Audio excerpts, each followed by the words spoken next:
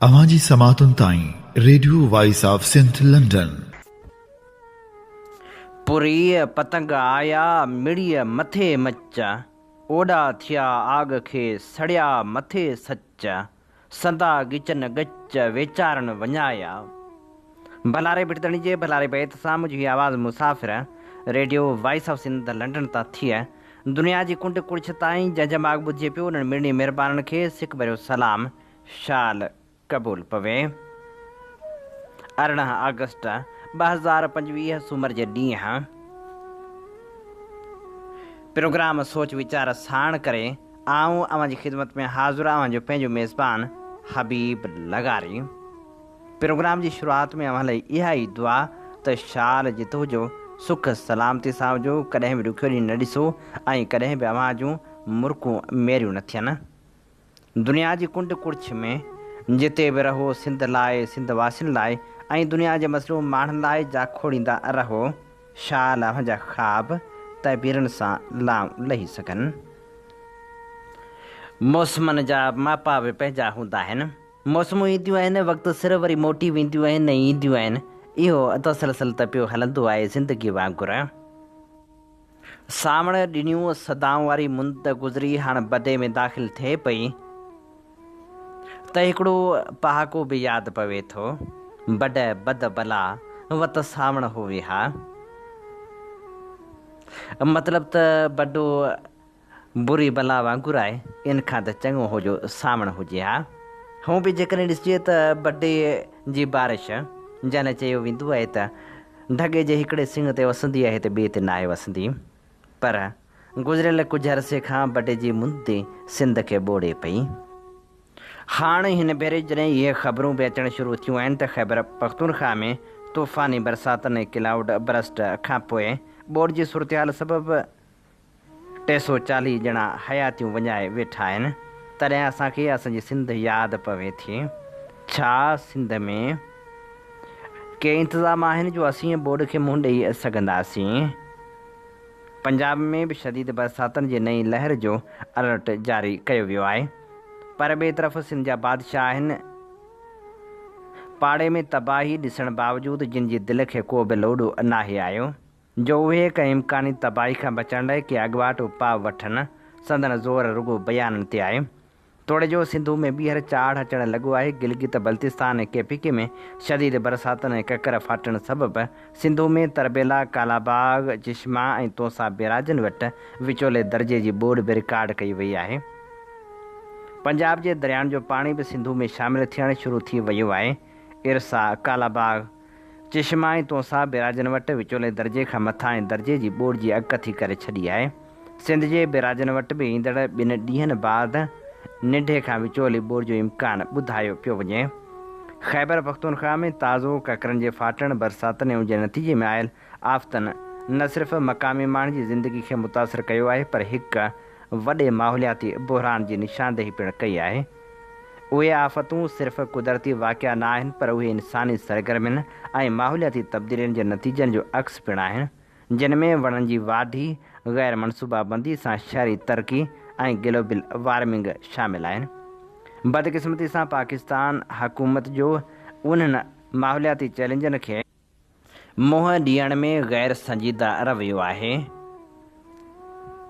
जंहिंजे नतीजे में अहिड़ियूं तबाहियूं वधीक शिदत इख़्तियार करे रहियूं आहिनि। वफ़ाक़ी हुकूमत माहौलियाती तब्दीलियुनि खे मुंहुं ॾियण लाइ संजीदा ऐं जामे पॉलिसियूं ठाहिण में नाकाम रही आहे। बिलियन ट्री प्रोजेक्ट जहिड़ा मनसूबा जेतोणीकि शुरू कया विया हुआ, पर उन्हनि जे अमल दरामद में शफ़ाफ़ियत ऐं तसलसल जी खोट रही। माहौलियाती तहफ़ुज़ जे इदारनि खे मज़बूत करण बदिरां उहे इदारा सियासी मुदाख़लत ऐं वसीलनि जी खोट जो शिकार आहिनि। उनखां सवाइ माहौलियाती क़ानूननि ते अमल दरामद जी सख़्ती न हुजण सबबि सनअती ऐं शहरी तरक़ी जे नाले में माहौल खे नुक़सानु पहुचायो पियो वञे। अहिड़ी गैर संजीदा सूरतहाल ऐं अहिड़े गैर संजीदा रवैये जे नतीजे में आफ़तनि जी शिदत ऐं तइदाद में इज़ाफ़ो थी रहियो आहे, जंहिंजो नतीजो आम माण्हू भोॻे रहिया आहिनि। हिन सूरतहाल में सिंध हुकूमत खे लाज़मी आहे त हूअ पंहिंजे सूबे खे अहिड़ियुनि आफ़तनि खां बचाइण लाइ फ़ौरी ऐं मौसर क़दम खणे। अवाजी समातुन ताई radio voice of Sindh London. अमीं ॿुधी रहिया आहियो radio voice of Sindh London. अव्हांजी ख़िदमत में प्रोग्राम पेश कयो पियो वञे सोच वीचार जे हिन सफ़र में आऊं अव्हां सां मुखातिब जो पंहिंजो मेज़बान हबीब लगारी। हिक पासे हुकूमत वज़ीरनि मशीरनि जे पघारनि में मुसलसल इज़ाफ़ो करे रही आहे ऐं उन्हनि खे नित नयूं मरायतूं पिणु ॾेई रही आहे, त ॿिए पासे वरी सरकार मुलाज़िमनि जी रिटायरमेंट जी नई पॉलिसी जो बड़धक मचाए छॾियो आहे, जंहिं तहत नई पॉलिसी लागू कई वेंदी। इन समूरी सूरत हाल ते ग़ुलाम हुसैन जूणो लिखे थो, हर सरकारी मुलाज़िम खे 60 साल जमार ताईं सरकारी नौकरी करणी पवंदी आहे। उनखां पोइ खेसि पीरसन सम्झी आराम करण जो मशवरो ॾेई नौकरी तां फ़ारिग़ कयो वेंदो आहे। उहो कानून अंग्रेज़नि जे दौर खां वठी हलंदो पियो अचे, जेको अञा ताईं हले पियो। 60 सालनि जी उमिरि ताईं माण्हू जो जिस्म सघारो रहे थो, उनखां पोइ आहिस्ते आहिस्ते कमज़ोर ऐं ज़ईफ़ थींदो वेंदो आहे, जंहिं करे उन उमिरि खां वधीक जमार वारे खे पीरसन तस्वर कयो वञे थो। हाणे ॿुधण में अचे पियो त सिंध हुकूमत मथे कानून में तब्दीली आंदी आहे। हर सरकारी मुलाज़िम 60 सालनि जी जमार खां अॻु में रिटायरमेंट वठंदो। हुकूमत रिटायरमेंट जी उमिरि जी हद 55 साल मुक़ररु कई आहे। इहो फ़ैसिलो करे मुलाज़िमनि खे परेशान कयो वियो आहे। सिंध हुकूमत पारां सरकारी मुलाज़िमनि जे लाइ जुलाई 2025 खां रिटायरमेंट बाबति नई पॉलिसी लागू करण सबबि सरकारी मुलाज़िमनि में बड़धक मची वियो आहे। हर तरफ़ वावेल आहे। सिंध जे मुख़्तलिफ़ खातनि जी सरकारी मुलाज़िमनि पारां माहिवार पेंशन ग्रेजुएटी में थींदड़ नुक़सान खां बचण लाइ वॾे तइदाद में मज़कूरा मुलाज़िमनि वक़्त खां अॻु में रिटायरमेंट करण लाइ दरख़्वास्तूं तयारु करे वरितियूं आहिनि ऐं पेंशन जा काग़ज़ बि ठाहिराया पिया वञनि। किन मुलाज़िमनि त रिटायरमेंट जी इजाज़त वठण लाइ खाते जे आला ऑफिसरनि खे दरख़्वास्तूं बि ॾेई छॾियूं आहिनि, जंहिं करे ऑफिसर बि परेशानी में पइजी विया आहिनि त एतिरनि मुलाज़िमनि खे हिक वक़्तु कीअं इजाज़त ॾिजे त हू रिटायरमेंट वठनि। इहो बि ॿुधायो पियो वञे त सभ खां वधीक बयानु कयल दरख़्वास्तूं तालीम खाते जे उस्तादनि तोड़े नॉन टीचिंग स्टाफ ॾिनियूं आहिनि। उहे ज़हनी तौरु तयारु थी विया आहिनि त हू रिटायरमेंट वठी वञी को ॿियो धंधो कनि, पर सम्झ में अचे थो त खेनि पेंशन जा पैसा जल्द कोन मिलंदा। सिंध हुकूमत वटि शायदि पैसा कोन आहिनि। हिन खां अॻु में काफ़ी मुलाज़िम काफ़ी अरसे खां वठी पेंशन जा पैसा वठण लाइ इंतज़ारु करे रहिया आहिनि। वेतर हिन नई पॉलिसी तहत जेके मुलाज़िम रिटायर थींदा से बि मज़कूरा पॉलिसी तहत पैसा वठण लाइ इंतज़ारु कंदा रहंदा।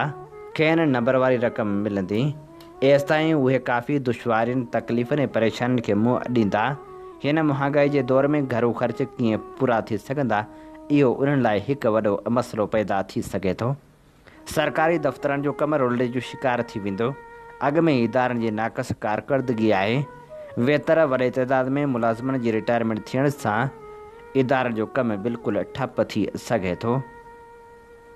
सम्झ में नथो अचे त सिंध हुकूमत इदारनि खे हलाइण लाइ कीअं मुंहुं ॾींदी। हुकूमत लाइ बि ॾुखियायूं पैदा थी सघनि थियूं। जेकॾहिं हुकूमत इन ॻाल्हि ते बज़ीद आहे त मज़कूरा फ़ैसिले ते अमल लाज़मी थियणु घुरिजे, त पोइ वागधड़ियुनि खे इहो सोचणु घुरिजे त 2 या 3 मरहलनि में मुलाज़िमनि खे रिटायरमेंट ॾिनी वञे। जिन मुलाज़िमनि जी उमिरि 55 सालनि खां मथे ऐं 60 सालनि ते वञी पहुती आहे, पहिरियां ई उन्हनि खे फ़ारिग़ कयो वञे। इहो कमु बि 2 मरहलनि में मुकमिल कयो वञे। तंहिंखां पोइ 55 सालनि वारनि मुलाज़िमनि खे मरहलेवार रिटायर कयो वञे। सभिनी खे हिक वक़्त में नौकरियुनि में बेदख़ल करणु इदारनि जो नुक़सानु आहे। जेको क़ौमी नुक़सानु हूंदो, उन नुक़सान खां बचण लाइ हुकूमत खे पंहिंजे फ़ैसिले ते नज़रसानी करणु घुरिजे। ॿीहर ग़ौर वीचार करण जी ज़रूरत आहे। हुकूमत खे ज़मीनी ऐं अवामी हालतुनि खे ॾिसी फ़ैसिलो करणु घुरिजे। जेको बि फ़ैसिलो कयो वञे, मनसूबाबंदी ऐं रिथाबंदी कई वञे, उन में आवाम जी राय जज़्बात खे साम्हूं रखणु वक़्त जी अहम ज़रूरत आहे। अवांजी समातुनि ताईं radio voice of Sindh London. Program सोच वीचार में हाणे तारीख़ जा वर्क वरायूं था ऐं उन अज़ीम शहीद खे यादि करियूं था जेको राति जे रहज़रनि हथां खंभे मारियो वियो। जी हा, बाबाए सिंध कामरेड हैदर बख़्श जतोई जे पोटे डॉक्टर मुजीब जतोई जो ज़िक्र करियूं था ऐं अव्हांजे समातनि जी नज़र करियूं था। उहा रिपोर्ट जेका सिंध सुजाग पारां 16 अगस्त 1992 ते शाया कई वई हुई। जदीद सिंधी साफ़ जे बानी साईं इमदाद ओढो पारां सिंध सुजाग मैगज़ीन जारी कयो वियो हो, जंहिं अॻिते हली अख़बार जो रूप इख़्तियार कयो। हिन मैगज़ीन सिंध जे लाइ आवाज़ उथारियो। अॼु शहीद मुजीब जतोई खे यादि करण लाइ उन मैगज़ीन जा असीं वर्क वराए रहिया आहियूं। सिंध जे इतिहास में अड़बंग ऐं गभरूअनि जे खून जा पेरा जझे अंदाज़ में मिलनि था, जिन मां के वेड़ वॾांदड़ी दौरान मारिजी विया, के वेड़ लाइ संबत दौरान मारिया विया आहिनि ऐं के बुण बुनियाद जे तौर ते सिंधी ऐं रिहाइश जे तौर ते सदियुनि खां सिंध देश सां लाॻापियल ऐं उनखे पंहिंजी मलूक माउ सम्झण जे तौर ते मारिया ऐं खाया विया आहिनि। हर समय सिंध में मौत हाला वटां सिंध जी हारी तहरीक जेका त कटार ऐं नेज़नि जो नाच बंदि नाहे थियो। ज़ुल्म जी पायल जी झिणकार ते जवाननि पंहिंजी हस्ती नाहे रोकी ऐं उन्हनि कोश जे किरन में बि ज़िंदगी जा ख़ूबसूरत गीत ॻाता आहिनि। 3 ऐं 4 अगस्त वारी राति ते ब्लू लाइन नंबर 1572 मां अॻवान ऐं बाबाए सिंध कामरेड हैदर बख्श जतोई जे पोटे डॉक्टर मुजीब जतोई खे कानून लागू कंदड़नि लाहे पाण साण वठी वञी संसद डिगन ते अज़ीज़ जा दास्तान लिखिया। संदसि अबल एजाज जतोई 4 अगस्त ते अख़बार वारनि खे ॿुधायो त संदसि जिस्म ते 100 घाव हुआ ऐं संदसि ॿिन्ही हथनि जे आङुरियुनि मां नुंहुं छिके कढिया विया हुआ। डॉक्टर मुजीब जे भाउ ॿुधायो त खेनि 4 अगस्त ते 11 वॻे सुबुह जो DSP हाला फ़ोन ते ॿुधायो त तव्हांजो भाउ मुजीब जतोई हादसे में फ़ौत थी वियो आहे, जंहिंजो लाश खणी वञो। ॿीहर फ़ोन ते हुन ॿुधायो त हीअ कार में सवार हुयो ऐं खेसि हिकु बकरी बि हुई ऐं हुन हिकु औरत सां ॾाढाई करण जी कोशिशि कई, जंहिं ते खेसि गिरफ़्तार करे कानून लागू कंदड़ इदारनि जे हवाले कयो वियो, जिन जी तहवील में हू फ़ौत थी वियो। संदसि लाश मेहड़ मां खणी वञो। वरी जॾहिं मेहड़ मां खेसि टेलीफोन ते ॻाल्हाए वियो त उन्हनि चयो त उन ख़ुदकशी कई आहे ऐं संदसि लाश ईदी एम्बुलेंस में अचे थो, जेको तव्हांखे मेहड़ खां मिली वेंदो। जॾहिं त उहो लाश 4 अगस्त ते राति जो 9 वॻे हाला पुलिस थाणे जी एडिशनल SHO कमाल जतियाल ऐं 3 पुलिस वारनि संदन हवाले कयो, जंहिं ते हुननि लिखत में कुझु बि न ॾिनो। डॉक्टर मुजीब जे वाल जो चवणु आहे त असां ईअं लाश न पिए वरितो त ते उन्हनि धमकायो त जेकर लाश न वठंदा त असीं पुराए छॾींदासीं। डॉक्टर मुजीब जे उन दर्दीले मौत ते जॾहिं प्रेस में ख़बरूं आयूं त हैदराबाद जे ज़िले मजिस्ट्रेट 8 अगस्त ते प्रेस नोट जारी कंदे चयो त डॉक्टर मुजीब खे हाला में हिकु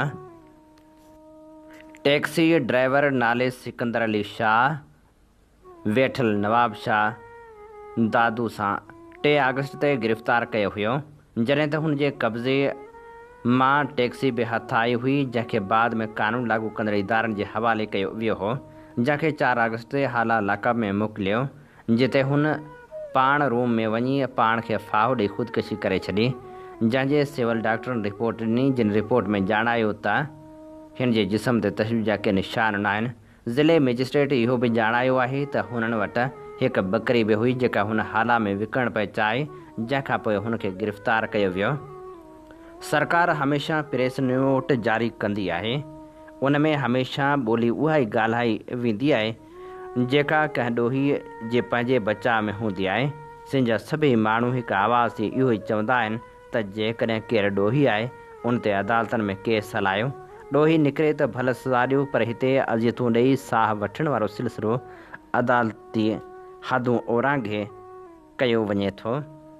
अदालतूं हिते उन्हनि अॻियां पंहिंजी हैसियत अहमियत ऐं तक़दुस वञाए वेठियूं आहिनि। कानून जी हुन वटि इहा माना आहे जेका उहे चाहनि। सिविल कानून जो चहिरो पंहिंजी ख़ूबसूरती वञाए वेठो आहे, उन करे उन लाइ मोहबत हींअर कंहिंजी बि दिलि में नाहे रही। हिते जलाद मुसनिफ़ आहे ऐं मुसनिफ़ जलाद आहे। डॉक्टर मुजीब जेको SMC जो 2 साल जो शागिर्द हुयो, जंहिं ताज़ो चांडका मेडिकल कॉलेज जे लाइ NOC वरिती हुई। हींअर मार्कशीट वठण पियो वियो। संदसि 8 अगस्त ते इम्तिहान हुआ, पर उन खां अॻु 3 अगस्त ते पंहिंजी मर्ज़ी ऐं तयारी खां सवाइ हिकु ॿिए इम्तिहान में अची वियो, जंहिंमें सिर ॾेई पास थी वियो। डॉक्टर मुजीब ख़ुदकुशी नथो करे सघे ऐं बाथरूम में अहिड़ी कहिड़ी शइ थी सघे थी जंहिंसां हीअ ख़ुदकुशी करे हा, जॾहिं त थाणे जा गुसल खाना बि सभिनी जा ॾिठल वाइठल हूंदा आहिनि। उहे सवाइ भॻल टुटल सिरनि जे बि कुझु न आहे हूंदो, जॾहिं त उते सरकारी दावा मूजिबि हुन पाण खे फाहो ॾेई मारियो आहे त हुन पाण खे छा में टंगियो। इहा ॿी ॻाल्हि त हुन जे जिस्म ते जेके अज़ीज़ा हुञाण ॻाल्हाइनि था, छा उहे ग़लति थी सघनि था। ॿी हर ॻाल्हि ग़लति थी सघे थी, पर उहिञाणी ॿोली ग़लति नथी थी सघे। कल्ह रिसालपुर में जॾहिं 39 फ़ौजनि हिकु कैलेंडर ऐं ड्राइवर सां बेवाजिबी कई हुई त उन जा उहिदा घटाया विया हुआ, जॾहिं त हिते हिकु इंसान जे जहिड़े जवान ज़िंदगी वठण जो सुवालु आहे। छा सिंध जे माण्हुनि लाइ अहिड़ो इंसाफ़ भरियो तकिड़ो सिलसिलो हिन मुल्क में मुमकिन आहे? असीं त इन नतीजे ते पहुता आहियूं त हिते सिंधियुनि जे रूह में खंजर खोइणु कानून आहे, हर चुरंदड़ जिभ कटणु इंसाफ़ आहे ऐं ख़ासि तौर ते सामाइजंदड़ हर सिंधी नौजवान खे चिचलाए मारणु हिन मुल्क जो दस्तूर आहे। उन करे अॼु असीं सग वञायल माण्हू सुभाणे जे लाइ सभु लाश ॻणींदा ऐं उन्हनि जा घाव लिखंदा था वञूं। हीअ असीं अव्हांजी ख़िदमत में पेश करे रहिया हुआसीं बाबाए सिंध कामरेड हैदर बख्श जतोई जे पोटे डॉक्टर मुजीब जतोई जी शहादत वारे वाक़े ते ख़ासि रिपोर्ट। हीअ रिपोर्ट असां हाणे चूंड कई हुई सिंध सुजाग मैगज़ीन मां। सिंध सुजाग मैगज़ीन मां असां चूंड कई हुई, जेका अगस्त 1992 ते शाया थी हुई। सिंध सुजाग मैगज़ीन जदीद सिंधी साफ़ जे बानी साईं इमदाद ओढो पारां छपराए पधिरो कयो वियो हो। हीअ मैगज़ीन अॻिते हली रोज़ानी अख़बार जी सूरत पिणु इख़्तियार कई हुई।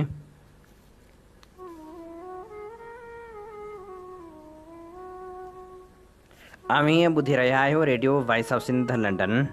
अव्हांजी ख़िदमत में प्रोग्राम पेश कयो पियो वञे सोच वीचार जे हिन सफ़र में आऊं अव्हां सां मुख़ातिब अव्हांजो पंहिंजो मेज़बान हबीब लगारी। जीअं त तव्हीं भली भित ॼाणो था त radio voice of Sindh London तां असीं अव्हांजी ख़िदमत में पेश कंदा आहियूं उहे प्रोग्राम जिन में सचाई जा सॾ हूंदा आहिनि ऐं जिन में तारीख़ जा अमुल वर्क हूंदा आहिनि। असीं चाहियूं था त असांजो हीउ सफ़र सफलता माणे, जंहिं लाइ असांखे अव्हांजे साथ ऐं सहकार जी ज़रूरत आहे। अचो इन सफ़र में असां सां हमक़दम बणिजो। अॼु निढे खंड जे क़ौमी आज़ादीअ जे अज़ीम अॻवान सुभाष चंद्र बोस जी वरसी आहे। अॼु संदसि यादि जो ॾिहाड़ो आहे। खेसि भेटा जा गुलाब अछण लाइ असीं अव्हांजे समातनि जी नज़र करियूं था उस्ताद ख़ालिद जी लिखियल लिखणी। निढे खंड जी क़ौमी आज़ादीअ जो ही अज़ीम अॻवान ओडिशा जे कटक शहर में 23 जनवरी 1897 में पैदा थियो। इब्तिदाई तइलीम कटक मां पिराइण खां पोइ खेसि प्रेसिडेंसी कॉलेज कलकत्ते में दाख़िल करायो वियो। कॉलेज में हिकु अंग्रेज़ प्रोफेसर खे मुचड़ा हणण सबबि खेसि कॉलेज मां निकाली ॾिनी वई। ॿीहर दाख़िला मिलण ते 1919 में प्रेसिडेंसी कॉलेज कलकत्ते मां BA करण खां पोइ इंग्लैंड हली वियो, जितां लंडन मां तयारी करे इंडियन सिविल सर्विस जो इम्तिहान ॾिनाई ऐं सुहिणे नमूने कामयाबु थियो। 1 साल ताईं ब्यूरोक्रेसीअ जी तरबियत पिणु हासिलु कयाई, पर पंहिंजे क़ौमपरस्त ख़्यालनि सबबि नौकिरी करण बजाए इस्तीफ़ा ॾेई वतन मोटी आयो। वतन पहुचण सां सिधो वञी महात्मा गांधी जी ख़िदमत में हाज़ुर थियो ऐं खांइसि रहनुमाई घुरियाई।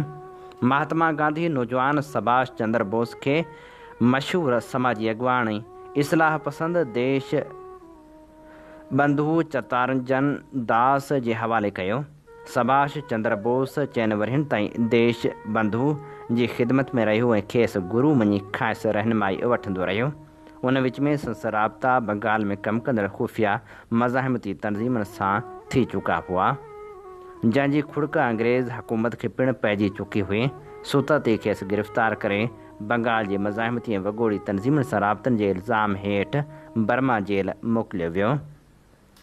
सुभाष चंद्र बोस बर्मा जे मंडाली जेल में 1925 खां 1927 ताईं रहियो। जेल मां आज़ादी खां पोइ वरी सियासी सरगर्मियुनि में लॻी वियो ऐं बंगाल जी सूबाई कांग्रेस कमेटी जो सदर पिणु चूंडिजी वियो।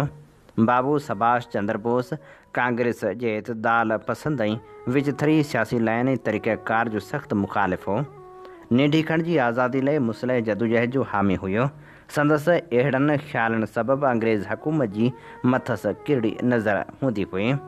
1930 में महात्मा गांधी जे लूण वारी सत्याग्रह खां पोइ ॿियनि कांग्रेसी अॻुवाणनि सां गॾु सुभाष चंद्र बोस खे बि गिरफ़्तार कयो वियो, पर बाद में गांधी अरुण ठाह हेठि ॿियनि कांग्रेसी अॻुवाणनि सां गॾु आज़ादु थियो। आज़ादु थियण खां पोइ गांधी अरुण ठाह जी सख़्तु मुख़ालिफ़त कयाई, जंहिं करे खेसि वरी गिरफ़्तार करे 1 साल जेल में रखी यूरोप जलावतन कयो वियो। जलावतनी दौरान यूरोप में रही मुख़्तलिफ़ सियासी नज़रियनि ऐं यूरोपी सियासी मज़ाहिमत तहरीकनि जो जाइज़ो वरिताईं। 1936 में जलावतनी वारे हुकम जी भञकड़ी कंदे यूरोप मां वतन मोटी आयो ऐं जेल हवाले थियो। 1937 में थियल चूंडनि में 7 सूबनि में कांग्रेस जी कामयाबी खां पोइ हुकूमत ठही त हुन खे बि आज़ादु कयो वियो। 1938 में बाबू सुभाष चंद्र बोस कांग्रेस जे त्रिपुरा वारे इजलास में मरकज़ी सदर चूंडिजी वियो। 1939 में महात्मा गांधी जी मर्ज़ी ख़िलाफ़ ॿीहर कांग्रेस जी सदारत लाइ बीठो ऐं सख़्तु मुख़ालिफ़त जे बावजूदि महात्मा गांधी जे उम्मीदवार खां खटे वियो। पर कांग्रेस जे सीनियर अॻुवाणनि महात्मा गांधी सां हिकमत अमली ऐं पॉलिसियुनि ते सख़्तु इख़्तिलाफ़नि सबबि 2 अप्रैल 1939 ते कांग्रेस जी सदारत तां इस्तीफ़ा ॾिनाई। अगस्त 1939 ते कांग्रेस मथसि कंहिं बि उहिदे ते बीहण लाइ 3 वरहनि लाइ पाबंदी विझी छॾी। अहिड़ी सूरतहाल खे ॾिसंदे बाबू सुभाष चंद्र बोस कांग्रेस में रहंदे ऑल इंडिया फॉरवर्ड ब्लॉक नाले हिकु इनक़लाबी तनज़ीम जो बुनियादु विधो। सितंबर 1939 में यूरोप में ॿी महाभारी जंग लॻी वई। उन मौक़े ते कांग्रेस फ़ैसिलो कयो त जंग दौरान का बि जदोजहद शुरू करे नोआबादियाती हुक्मरान खे परेशान न कबो।